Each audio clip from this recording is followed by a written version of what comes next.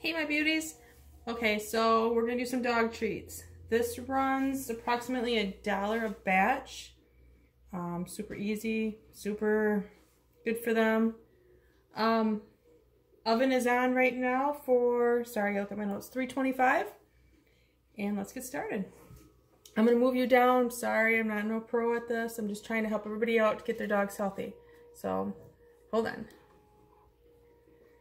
Okay, so we have the mixing bowl. First thing we need is our olive oil. Good for the dog's digestive system. We're going to do 3 tablespoons. I usually do 2 batches, but we're just going to do 1 batch today. So 3 tablespoons.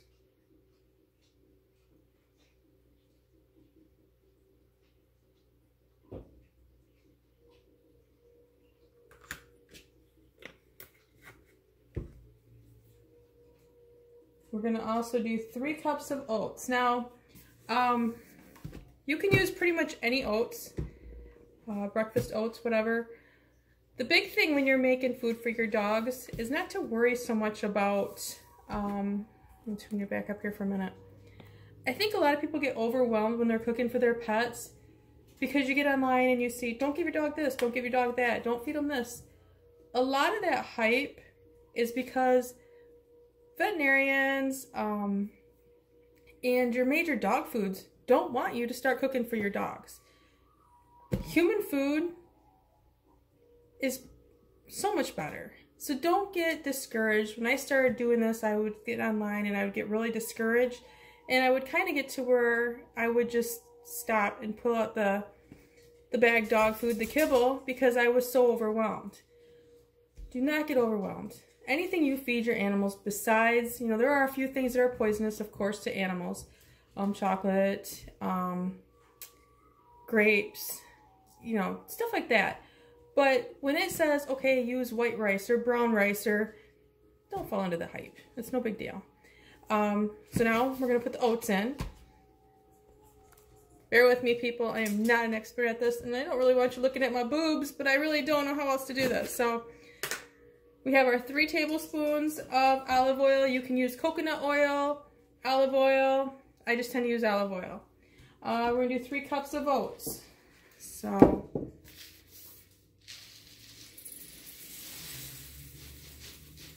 again, don't get nitty gritty. It is what it is. Pour it in there.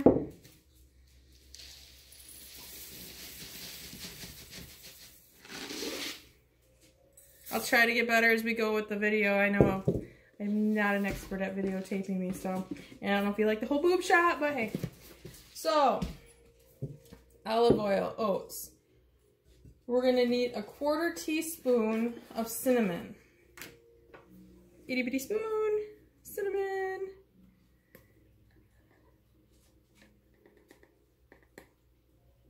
Into the bowl.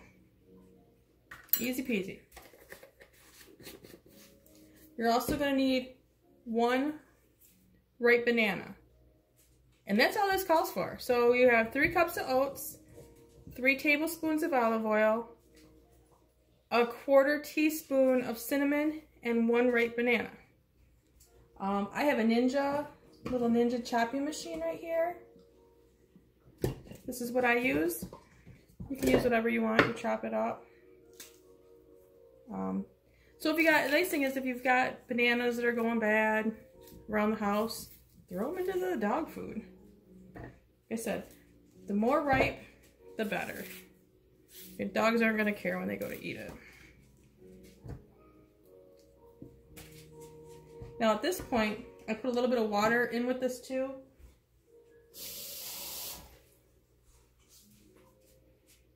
Just makes it a little easier for mixing it up.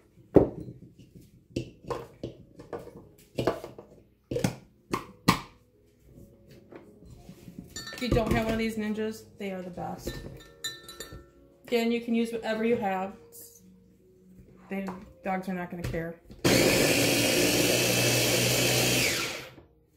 Okay, that's all chopped up. Easy peasy. The other thing you can use is you can use baby food. Buy some baby food jars if you don't want to chop it up. You can put baby food in here. You do the bananas for this one and baby food. It's cheaper sometimes just to buy ripe bananas. That's what I do. Okay, so we have our bananas in there. Now we're gonna mix this up. Again, sorry for being so unorganized here. I'm not usually videotaping myself when I'm cooking dog food. So we're just stirring this up. And what we want to get with this, we want it to get to be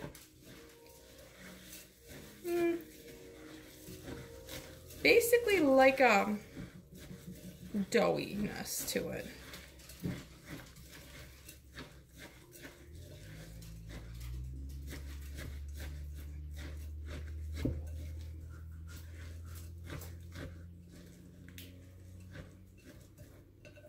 Sorry, I've got a dog that wants in, so we'll be letting the dog in.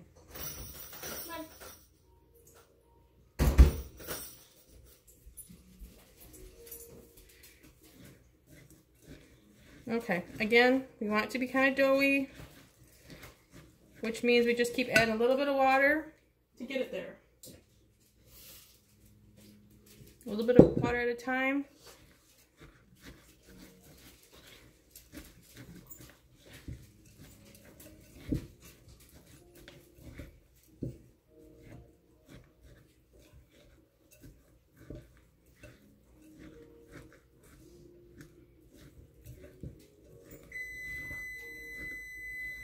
And there is our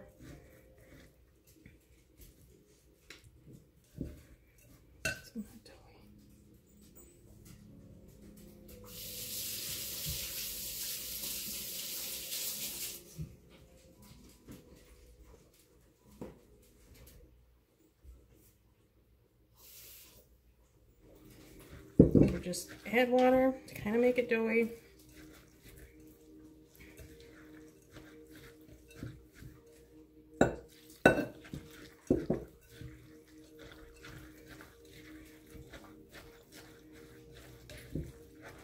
And you know, you're working with oats, it's gonna take a little bit to get it doughy, but just gonna keep mixing it around.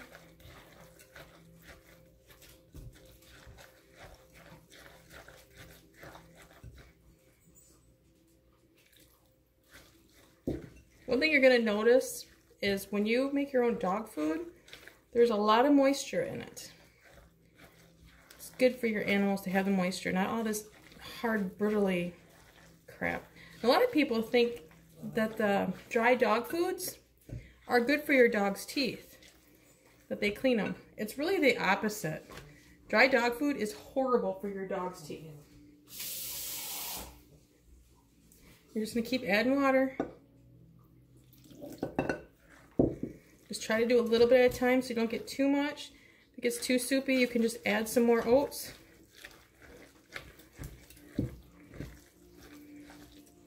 Smelling so good. Okay, I don't know if you can see. It's kind of got like a pastiness to it. Now, I didn't add any flour. I didn't add any of that. It's strictly olive oil, oats, cinnamon, and a banana. But see how it's starting to get kind of doughy-like? By just adding that bit of water. That's what you want. You want it to be like dough. So I think we're almost there. I'm gonna move some of my stuff out of the way. And on for the next step. Now you can get fancy and do the dog bone cutouts and stuff when you do, maybe not so much this one, but when you do some of the treats, it's gonna get old real quick, because if you're like me, you wanna get it done, get it over with, your week of cooking's done. Again, this costs about $1 to make. So the next thing we're gonna do, you can see my mat here.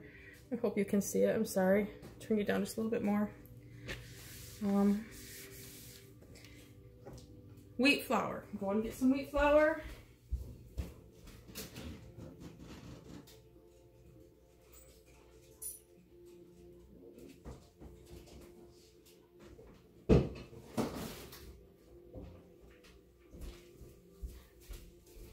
not very organized. I'm sorry, people. Do not use bleached white flour. You want wheat flour. As you can see, this is more of wheat, more of a brown. Bleached flour is not good for your dogs. Bleached flour is not good for you either. But we're just gonna spread some out like you would normal flour to keep it from sticking. Again, wheat flour.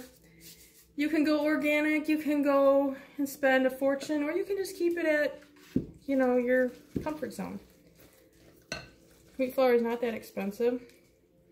And you're gonna roll this, and it's not gonna be the easiest, you know, it's gonna be kind of runny, doughy like, so it's not gonna be the easiest to work with.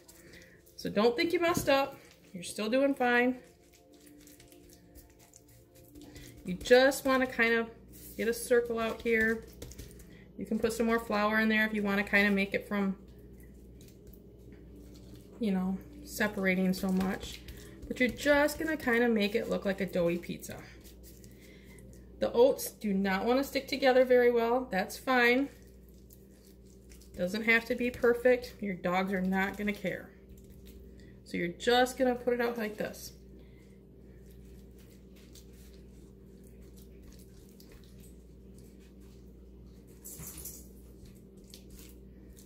And you're just gonna make like this circle. The other thing you can do if you don't want to cut it out, you can do drop it on a thing. Drop it on a